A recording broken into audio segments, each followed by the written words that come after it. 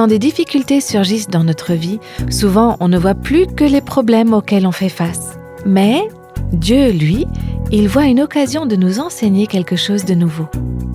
Ce que vous ne savez pas quand vous vous débattez dans votre traversée du désert, c'est que Dieu est peut-être en train de vous préparer, de vous équiper et de vous façonner pour l'avenir. Alors recherchez-le, même dans le désert. Laissez-le vous former, laissez-le vous enseigner, laissez-le vous équiper et vous préparer. Vous écoutez Réveille nos cœurs. On a déjà bien avancé dans cette série qui s'appelle « Traverser les déserts de la vie ». Le désert est un lieu d'entraînement formidable. C'est vrai, ce n'est pas toujours agréable ni confortable, mais c'est efficace. Dans les derniers épisodes, on a cherché à mieux comprendre les implications spirituelles des traversées du désert. On a aussi énoncé différentes raisons pour lesquelles Dieu nous mène à travers de tels passages de la vie. Et d'ailleurs, si vous avez manqué un ou plusieurs épisodes de cette série, vous pouvez les trouver sur réveilnoscoeurs.com. Et voici maintenant la suite où on va en savoir davantage sur les raisons pour lesquelles on traverse de tels déserts. Pendant que j'étais en train de préparer cette série sur les déserts, j'ai envoyé un email à notre équipe de Réveille nos cœurs. J'ai simplement demandé à nos collaboratrices et collaborateurs, et aussi à leurs conjoints pour celles et ceux qui étaient mariés, « Parlez-moi de vos traversées du désert. Quel genre de désert est-ce que vous avez traversé? Est-ce que vous en traversez un en ce moment? Et qu'est-ce que vous avez appris dans ces moments-là » Et j'ai été étonnée, enfin peut-être que je n'aurais pas dû l'être, mais j'ai été étonnée de voir combien de ces personnes avec qui je travaille, des gens que je connais, que j'aime, traversent des déserts difficiles alors que je n'en avais aucune idée. Et si vous regardez autour de vous, parmi vos connaissances chrétiennes, dans votre église, il y a probablement plus de gens que vous ne le croyez qui sont en train de traverser un désert. En fait, il se peut que vous soyez vous-même dans ce cas et que vous êtes justement en train de vous dire « Il n'y a personne qui sait ce que je vis en ce moment. » Mais c'est pourtant bien ce que vous ressentez dans votre cœur. Et je crois que ça nous aide à nous rappeler que c'est une expérience commune. Quand on est enfant de Dieu, on ne peut pas éviter les expériences du désert. Alors peut-être que vous ne vous trouvez pas dans un désert en ce moment même. Ne vous inquiétez pas, ça viendra. Alors si vous avez l'impression que cette série ne vous concerne pas pour l'instant, n'arrêtez pas d'écouter ce podcast. Vous savez, on connaît tous ce genre d'expérience. Et quand on repense à ces déserts avec du recul, en fait, ils se révèlent précieux. Marcher avec Dieu par la foi à travers ces déserts, ça nous fait grandir et ça renforce notre intimité avec lui. Une des personnes à qui j'avais envoyé cet email m'a répondu en me parlant d'un désert de 10 ans qu'elle est en train de traverser. Une série de catastrophes les unes après les autres, dans sa famille, autour d'elle, des problèmes relationnels, des soucis de santé, il y a tellement de choses. Mais elle écrit ceci, « Au cœur du désert, j'ai davantage recherché Dieu. Plus longtemps, plus profondément et plus désespérément que quand je me trouvais au sommet de la montagne. Et plus les sables du désert deviennent brûlants, plus ma recherche devient intense. La recherche de cette oasis de fraîcheur, de force, d'espérance, de bonté, de grâce, de puissance et surtout de la présence de Dieu. »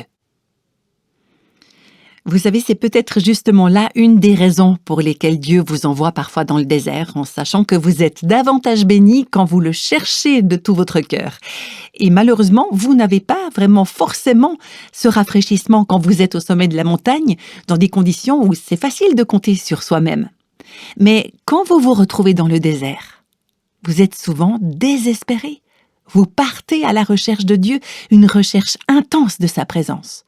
Et je sais, pour ma part, que les moments les plus intenses de recherche de la présence divine, rafraîchissante, apaisante, ont été dans les sables brûlants du désert.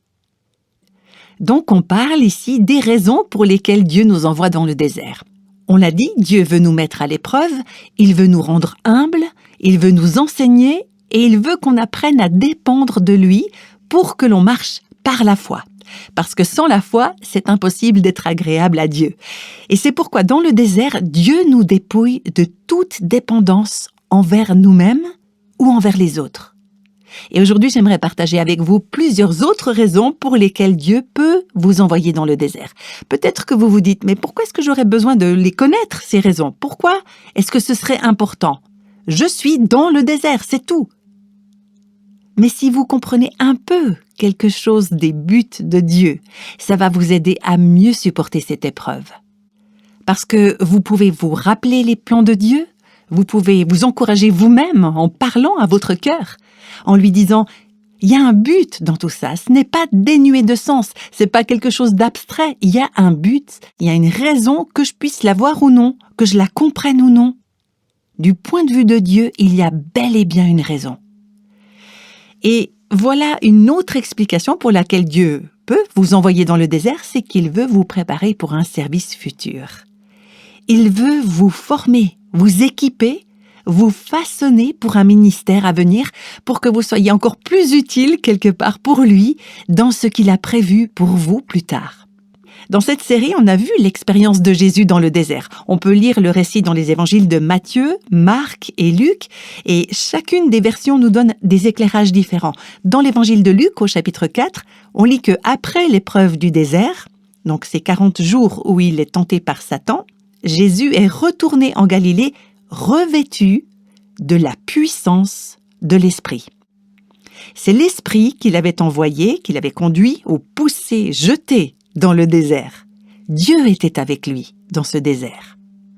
Juste avant ça, Jésus avait été baptisé, Dieu l'avait publiquement reconnu et ensuite il a traversé ces 40 jours dans le désert.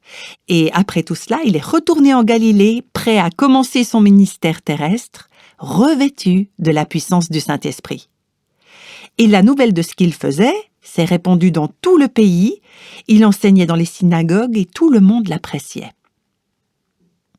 Dieu vous a appelé à un service, à un ministère.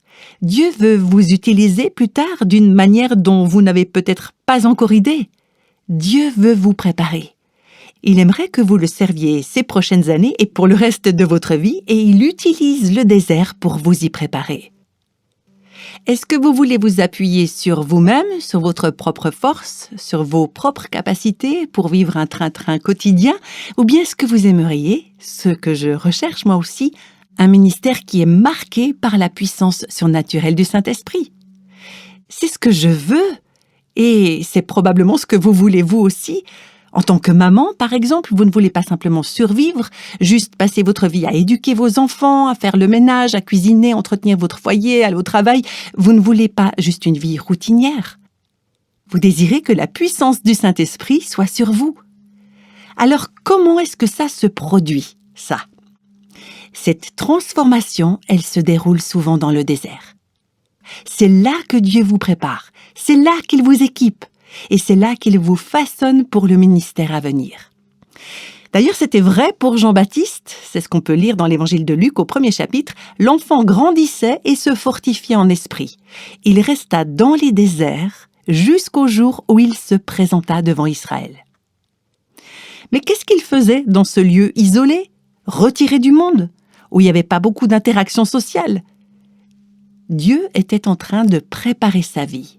Il façonnait son caractère. Dieu formait son cœur. Dieu lui confiait un message. J'ai moi-même passé des années dans un ministère discret, en parlant à de petits groupes de femmes, sans être sur le devant de la scène. Il y a même eu des moments où des gens autour de moi pensaient ou me disaient « Vous devriez parler devant un public plus large, vous devriez avoir un ministère plus visible, il faut faire connaître ce que vous faites. » Eh bien, je vais vous dire ceci, la pression d'un ministère public est tellement constante, tellement intense au quotidien, que je suis profondément reconnaissante pour ces années de ministère en coulisses, à chercher fidèlement le Seigneur, à grandir, à apprendre, à être mise au défi, à me former. Oui, Dieu m'a préparée, il m'a équipée, il m'a travaillée. Et d'une certaine manière, ces années passées à étudier la parole de Dieu ont été comme une traversée du désert. En fait, aujourd'hui encore, j'étudie la parole de Dieu. Et il m'arrive toujours de connaître des périodes de désert. Et quand ça arrive, je sais que Dieu est en train de me préparer pour l'avenir, quel qu'il soit. Il est en train de nous préparer pour un ministère futur. Vous savez, tout grand serviteur ou toute grande servante du Seigneur a connu d'une manière ou d'une autre un temps ou une expérience dans le désert. Avant de devenir l'homme que Dieu a utilisé pour libérer son peuple, Moïse, il a passé 40 ans dans le désert. Là-bas, il a dû se sentir isolé, inutile, abandonné, peut-être même penser « je servirai jamais à rien ». Et pendant ces années-là, il n'avait aucune idée de la manière dont Dieu allait l'utiliser. Et vous non plus, vous n'en avez aucune idée aujourd'hui. Moi non plus, je ne sais pas ce que Dieu prévoit de faire avec ma vie dans l'avenir. Mais Dieu, lui, le sait. Et il sait exactement ce qu'il faudra pour nous y préparer. Après sa conversion, l'apôtre Paul est allé dans le désert d'Arabie pendant 14 ans, selon certains théologiens. Et pendant ce temps-là, il n'écrivait pas de lettres, il ne fondait pas d'église, il ne prêchait pas. Il écoutait Dieu qui lui révélait la vérité directement par la puissance de l'Esprit Saint. Mais Dieu fait ça encore aujourd'hui, à travers sa parole. Alors vous vous dites peut-être, pour moi c'est vraiment des années dans l'ombre. J'ai 3 petits-enfants à la maison, j'ai pas de ministère. Eh bien tout d'abord, c'est faux, c'est un immense ministère. Ce que vous ne savez pas quand vous vous débattez dans votre traversée du désert, c'est que Dieu est peut-être en train de vous préparer, de vous équiper et de vous façonner pour l'avenir. Alors recherchez-le, même dans le désert. Laissez-le vous former, laissez-le vous enseigner, laissez-le vous équiper et vous préparer. Dieu nous envoie dans le désert pour forger notre endurance, pour bâtir notre persévérance, pour nous entraîner à de futurs combats. Le peuple d'Israël allait entrer dans le pays promis, là où il y aurait des guerres, parce qu'il y avait des Cananéens, des Phéréziens, des Amoréens, des Hittites, bref, toutes sortes d'autres peuples à affronter dans le pays promis. Ils n'étaient pas prêts pour la bataille à leur sortie d'Égypte. Alors Dieu les a envoyés dans le désert pour les préparer, pour renforcer leur endurance, pour les entraîner à affronter les géants qu'ils allaient rencontrer dans le pays. Il y a un auteur qui a dit un jour que Dieu ne veut pas que nous soyons de fragiles plantes élevées sous serre, mais des chênes battus par la tempête. Pas des dunes avec du sable emporté par le vent, mais des rocs en granit capables de résister aux tempêtes les plus violentes. Alors comment est-ce qu'on devient cet arbre battu par la tempête ? Comment est-ce qu'on devient ce roc qui peut tenir ferme au milieu de l'orage ? Comment est-ce qu'on développe l'endurance dans la vie chrétienne ? En passant par des déserts et en traversant des tempêtes. Même la nature, même la biologie nous enseigne ces choses. S'améliorer, ça demande des efforts, du travail, des épreuves, ça n'arrive pas tout seul. Pour donner naissance à un enfant, il y a du travail, il y a de la douleur. Pour atteindre ce beau résultat final, Dieu se sert des déserts pour forger l'endurance. Je repense à certaines périodes du début de mon ministère. J'étais dans la vingtaine et je me souviens m'être dit « Ah, c'est tellement difficile !» Et aujourd'hui, quand je regarde en arrière, je me dis « Cette période-là, oh, c'était tellement facile en fait !» Quand vous avez eu votre premier enfant, certaines d'entre vous, vous vous êtes dit « Oh là là, je vais jamais survivre à ça, c'est trop dur, j'ai pas les forces nécessaires, je vais pas y arriver !» Et maintenant, il y en a certaines qui ont 3, 4, 5 ou 6 enfants, si ce n'est pas plus. Ce n'est pas que ce soit devenu facile, mais quand vous repensez à l'époque où vous n'en aviez qu'un, vous vous dites « Mais pourquoi est-ce que je me plaignais autant ?» Alors qu'est-ce qui s'est passé ? Dieu s'est servi des épreuves pour travailler votre endurance. Vous pensiez que vous ne pourriez jamais survivre sans sommeil ? Et maintenant, vous vous rendez compte que le sommeil n'est peut-être pas autant nécessaire que ça, et qu'en réalité, vous pouvez tenir en dormant un peu moins. Alors c'est pas facile. Mais Dieu utilise ces traversées du désert pour forger l'endurance, pour nous entraîner aux batailles futures. Et puis, Dieu utilise aussi le désert pour nous révéler sa grâce et sa gloire. Oui, il nous envoie dans le désert pour nous montrer sa miséricorde et sa splendeur. Dans Exode 16, alors que le peuple d'Israël traversait l'un de ces déserts, Moïse et Aaron ont dit à tout le peuple « Le matin, vous verrez la gloire de l'Éternel ». Donc, où est-ce qu'elles ont été prononcées, ces paroles ? Dans le désert. Et le passage continue, tandis qu'Aaron parlait à toute l'assemblée des Israélites, ils se tournèrent du côté du désert, et voici que la gloire de l'Éternel parut dans la nuée. On l'a vu plus tôt dans cette série, quand vous êtes dans le désert et qu'il n'y a plus la pollution lumineuse des grandes villes, les étoiles du ciel brillent d'un éclat encore plus beau. Il n'y a pas moins d'étoiles dans le ciel si vous habitez en ville, mais vous ne pouvez pas les voir tant que vous n'êtes pas dans un lieu complètement noir. Les enfants d'Israël ont pu voir la gloire de Dieu dans les sombres nuits du désert, et ça aurait été impossible quand tout allait bien. Ils ont vu la gloire et la grâce de Dieu. Ésaïe chapitre 40, un passage bien connu. Une voix crie dans le désert, « Préparez le chemin de l'Éternel, faites une route bien droite pour notre Dieu dans les endroits arides. » Dieu vient à notre rencontre dans nos déserts.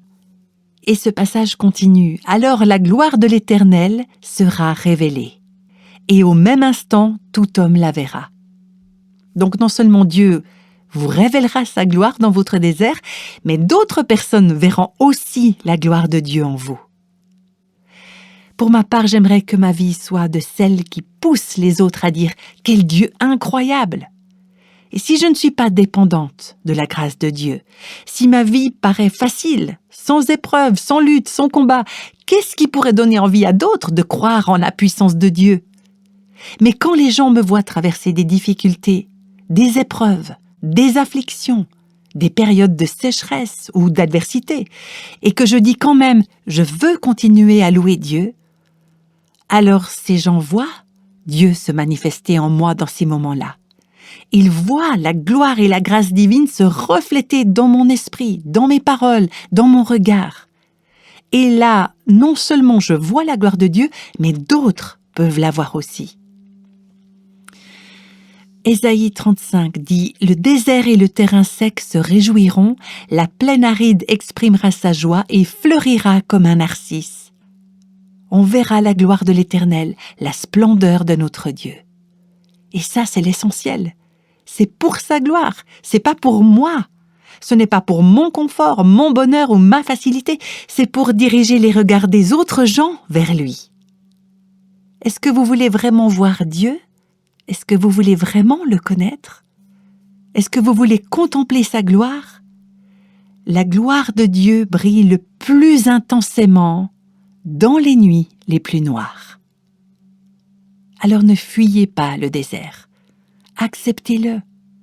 Et comme les enfants d'Israël, contemplez la gloire de l'Éternel dans la nuée. Il y a des aspects de la gloire de Dieu, de sa grâce, que vous ne connaîtrez jamais sans passer par le désert. En préparant cette série, je suis tombée sur un passage que je n'avais pas lu depuis longtemps et il m'a beaucoup touchée. Je l'aime profondément. Il se trouve dans le livre du Deutéronome, chapitre 32, à partir du verset 10. C'est là où Moïse rappelle au peuple d'Israël comment Dieu a pourvu à leurs besoins, comment il a marché avec eux pendant ces 40 ans d'expérience du désert. Et voilà ce qu'il dit au verset 10, pour décrire l'attitude de Dieu envers le peuple. Il l'a trouvé dans une région déserte, dans un chaos rempli d'effroyables hurlements. Il l'a entouré, il a pris soin de lui, il l'a gardé comme la prunelle de son œil. Ça, c'était dans le désert, dans la solitude. Et je continue les versets 11 à 13. Il s'est montré pareil à l'aigle qui réveille sa couvée, voltige sur ses petits, déploie ses ailes, les prend et les porte sur ses plumes. L'Éternel seul a conduit son peuple. Il n'y avait avec lui aucun dieu étranger. Il l'a fait monter sur les hauteurs du pays, et Israël a mangé les produits des champs. Il lui a fait sucer le miel du rocher, l'huile qui sort du rocher le plus dur. Quelle expérience merveilleuse! C'est fou de pouvoir regarder en arrière comme les enfants d'Israël vers ce lieu désert, aride, plein de hurlements, et de pouvoir dire « Dieu était là ». Il était comme cette maman aigle qui planait au-dessus de ses aiglons, qui prenait soin d'eux, qui les préparait, qui les protégeait. C'est un Dieu présent, même quand tout semble indiquer le contraire. Dieu était là, il les portait sous ses ailes, il les guidait, il les nourrissait, il leur donnait du miel, de l'huile, de l'eau qui jaillissait du rocher. Et quand vous regardez en arrière, vous dites « Dieu était là. Dieu était bon, il était fidèle. » Je peux en témoigner, j'ai découvert dans le désert des aspects de la gloire de Dieu, de sa grâce, des choses que je n'aurais jamais pu connaître ailleurs. Et puis, j'aimerais encore partager avec vous une raison essentielle pour laquelle Dieu nous envoie parfois dans le désert, c'est que Dieu nous amène là pour nous conduire à Jésus. C'est vers Jésus qu'il nous amène. Quand on regarde en arrière, avec le peuple dans l'Ancien Testament, et qu'on pense à la manière dont Dieu a répondu à nos besoins, on pense à ce qu'il nous a accordé, la manne, le pain venu du ciel, juste à temps, chaque jour, juste ce qu'il fallait. Et il a fait jaillir de l'eau là où il n'y avait aucune source. De l'eau qui sort d'un rocher, vous imaginez? Ça ne peut pas arriver, ça, mais Dieu, lui, l'a fait. Et la Bible nous présente le rocher comme une image de Christ. Jésus, le rocher. Dieu a envoyé la nuée pour manifester sa présence. Tous ces éléments que Dieu a donnés à Israël dans le désert, ce sont des préfigurations de Christ. Ce sont des symboles prophétiques. Christ, le pain de vie. Christ, la manne venue du ciel. Christ, l'eau vive. Christ, le rocher. Christ qui vient à nous dans nos ténèbres, dans la nuée de sa gloire et de sa présence. Oui, tout ça annonce Jésus. Alors Dieu nous conduit dans le désert pour qu'on puisse arriver à Jésus, pour qu'on puisse le découvrir d'une manière plus profonde, plus vraie, plus intime, d'une manière qu'on ne pourrait pas connaître sans faire l'expérience du désert. D'ailleurs, une de mes amies m'a écrit ceci en me parlant de son désert, un désert long, douloureux. Elle me disait « Dans ce désert, j'ai trouvé un trésor caché. J'ai trouvé la récompense. » Alors vous voulez savoir, bien sûr, quelle était cette récompense? Eh bien, elle dit « C'est mon Sauveur, mon Seigneur, mon Rédempteur et mon espérance. » Jésus, est-ce que vous voulez vraiment le connaître? Est-ce que vous voulez vous nourrir de lui? Boire profondément à l'eau de sa vie? Est-ce que vous voulez faire l'expérience de sa protection, de sa présence, de sa paix, de sa puissance? Est-ce que vous voulez le connaître vraiment? Alors quand Dieu vous envoie dans le désert, je vous encourage à ne pas vous plaindre, à ne pas résister, à ne pas fuir, mais à dire « Seigneur, j'accepte ce désert. S'il te plaît, conduis-moi à Jésus, montre-moi Jésus. » Bien sûr, il se peut qu'il y ait des moments où vous ne le voyez pas, où vous ne le sentez pas à vos côtés, où vous n'avez aucune perception de sa présence, mais j'aimerais vous dire ceci. Vous ressortirez de l'autre côté du désert plus proche de Jésus, avec une relation plus intime, plus réelle, plus personnelle que vous n'auriez jamais cru possible. Et même quand vous ne le voyez pas, même quand vous ne ressentez pas sa présence, il sera là. Et c'est lui qui pourvoira à vos besoins, c'est lui qui vous soutiendra. Il sera présent dans votre désert.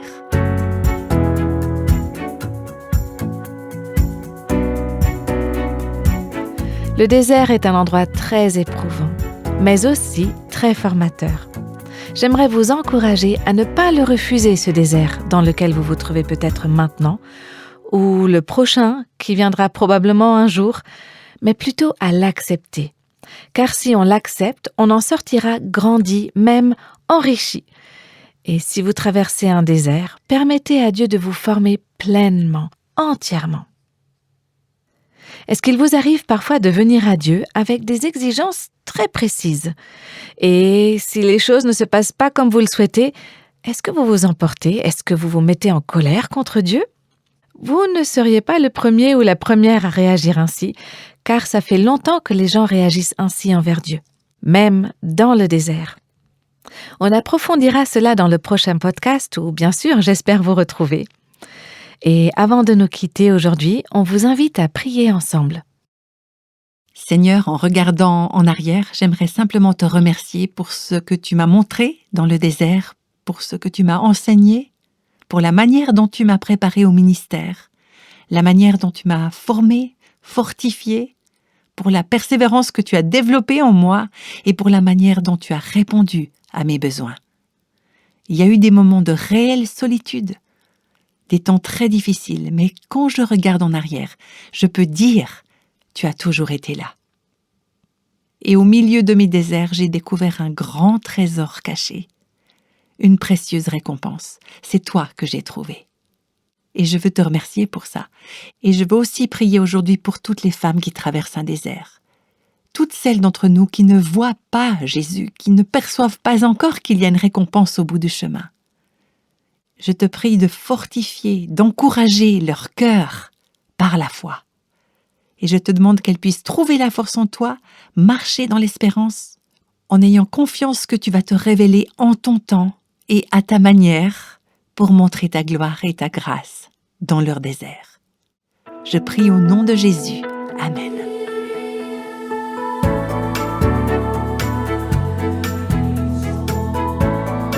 Tous les extraits de la Bible sont tirés de la version Second 21. Réveille nos cœurs est le ministère francophone de Revive Our Hearts avec Nancy DeMoss Wolgemuth. Avec les voix de Christine Raymond et Jeannette Kosman.